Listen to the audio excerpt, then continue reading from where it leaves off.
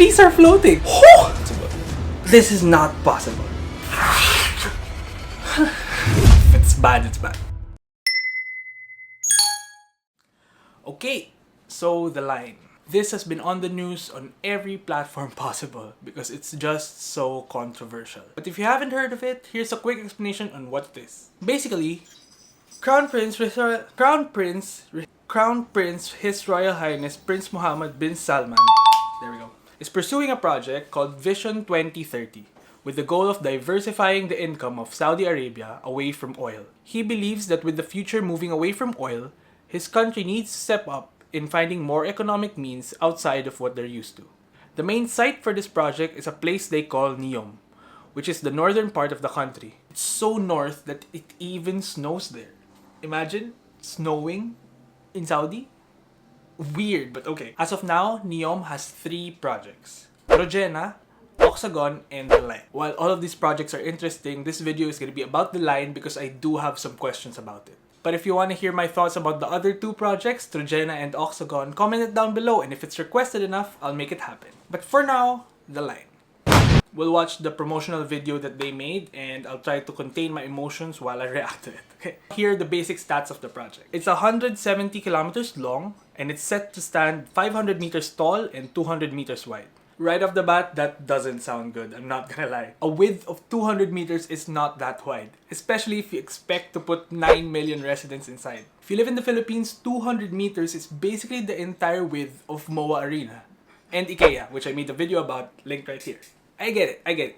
There's multiple floors, but it's still not that wide. Now onto the video. Let's go! For too long, humanity has existed within dysfunctional and polluted cities that ignore nature. Fair.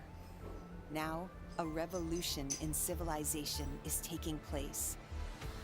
Imagine a traditional city and consolidating its footprint, designing to protect and enhance nature. The line will be home. Protect and enhance nature by cutting off nature? To 9 million residents. That's a lot of and residents. will be built with a footprint of just 34 square kilometers. The line's communities are organized in 3 dimensions. 3 dimensions is fair. We need 3 dimensions. Residents have access to all their daily needs within 5-minute walk neighborhoods. Okay, let's stop here. 5-minute walk neighborhood sounds nice, but it's actually not. Like, think of it this way. Like, where you're living and where you're working is just 5 minutes away. You're gonna do that every day. It'll probably be nice for like a year at most. And like, let's say you're at work, you're gonna go groceries, also 5 minutes away. You're just stuck in that bubble. It's you're gonna look for something else. It's not good. It just sounds good. And the line's infrastructure makes it possible to travel end to end in 20 minutes. Can someone calculate that for me? How fast is that train? 20 minutes, 170 kilometers in 20 minutes. Curious. It's fast. That's a fast train. By leveraging AI technology, services are autonomous, saving you time and effort. Designed by Look at those. The trees are floating. The line is 500 meters tall, 200 meters wide, 170. Again, I said it before, 200 meters wide is not that wide. It's not that wide. For 9 million residents, it goes 170 kilometers long. It's just 200 meters wide. That's not that long. Kilometers long, and housed within an elegant mirror glass facade. Okay. Let's continue for now. Intelligent solutions create efficiency and year-round temperate microclimate with natural...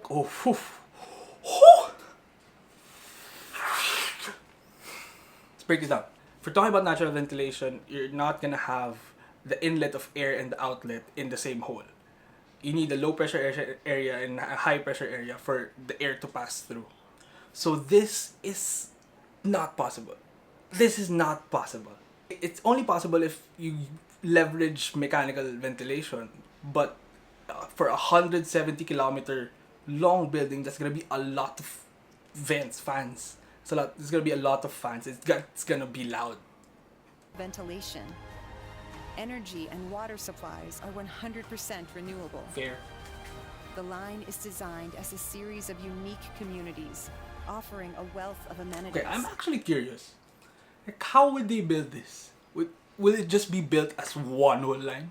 Like, just gonna be erected like that? Or it's gonna be in phases? Because normally, in urban developments, you go in phases. Like, phase 1, it's gonna be like some sort of the city center or whatever. And the profits from phase 1 is gonna help fund phase 2, and then fund phase 3, and then so on and so forth. But if you phase this project, you're just gonna have like one small module, one small community. And will it work as a small module, or you really need the line? Or maybe you'll go end to end, but that's kind of defeats the point of having 20-minute access to the beach and then to the mountains. Or I don't know. It's weird. It's weird, right? Providing equitable views and immediate access. Access to nature. What's access? Can you go down like outside the desert? Is that access to nature? And then touch the glass? That's gonna be so hot because it's in the desert. The desert reaches up to upwards of 50 degrees Celsius. So that mirror is gonna be, it's gonna burn you. It's gonna burn you. Surrounding nature. With 40% of the world accessible within 6 hours at the I'm curious. Is there gonna be an airport in the line? So like a part of the line is just gonna be a runway? How will you go here? It's just gonna be through the sea and then like, I'm curious. I'm just curious. It's not a complaint right now.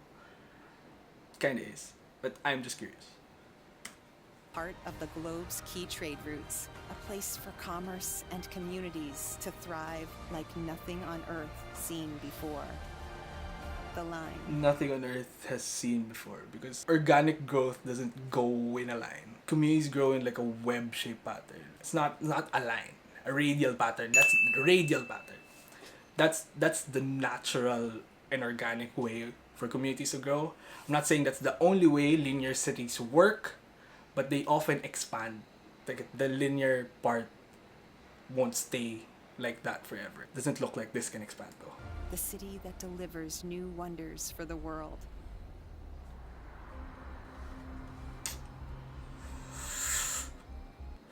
I don't know what to feel about that. That video was well produced and you can't argue the fact that it's good marketing. You can't hide bad planning in a good video. If it's bad, it's bad. I get it, maybe the goal is to be as futuristic as possible. And probably one of their ideas is to make headlines, which they're very much successful on. I mean, look at me right now, I'm making a video about it. Apart from the stuff I mentioned earlier, my main issue is actually that they're creating unnecessary problems and just pouring money to solve them. For starters, think about this. Do you really need that wall? Think about it. What's the purpose of having a mirrored wall that goes 170 kilometers long in the middle of a desert? Let's break that statement down. A mirrored wall will not reflect just the surroundings. It will also reflect the light from the sun, which is hot. The temperature in the desert reaches around 55 degrees Celsius. And okay, there are tech to combat heat transfer through glass, but again, creating problems and pouring money to solve it. Also, those mirrors are gonna reflect the brightness of the sun. I guess the line will shine? And maybe that's part of the goal? My light turned off. See? See? There we go.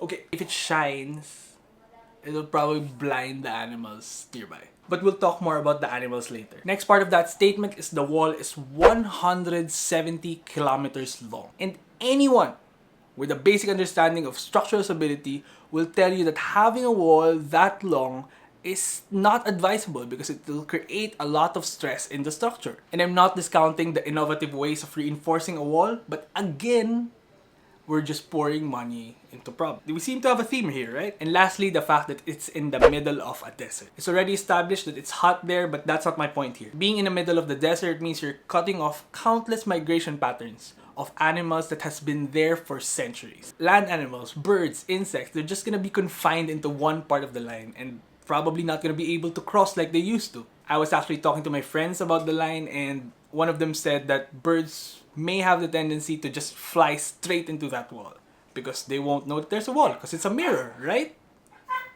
Dog. My dogs. See, my dog's angry. Mono. Angry about the line. Yes, and I understand they have the budget to solve these problems, but it doesn't actually stop there. You can't solve urbanism with just money. But it's not like they have a good track record in construction as well. There have been a lot of abandoned projects by the government which are now just sitting there with no plans of being continued. Plus, studies have shown that the international funding for Neom has been at an all-time low. In 2017, the funding of the project is just around $1.4 billion compared to the year before where the funding was at $7.5 billion. But okay, let's play it out. Let's imagine that they'll be able to pull this off and actually build the line. That still doesn't mean that they're gonna be successful. Let's analyze this as simple as it can get. For an urban development to be successful, it needs a community. People to use the spaces and take care of it. In exchange, the development has to provide them enough benefits to stay there and not look for other places to spend their lives at. The top reason for migration as of today is people are looking for opportunities to grow. Grow in general, not just financially. And I would argue that the line is probably one of the worst places for growth.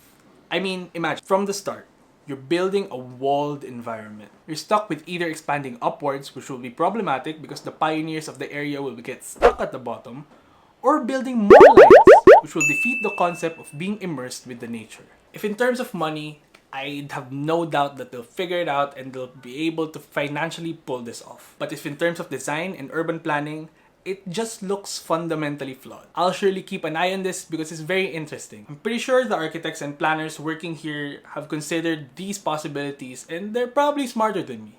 And this could very well be just a new era of urbanism that I don't understand right now. So if you guys want to learn more about the line, Neom, and their other projects, the links to their videos and website are down below that like and subscribe button.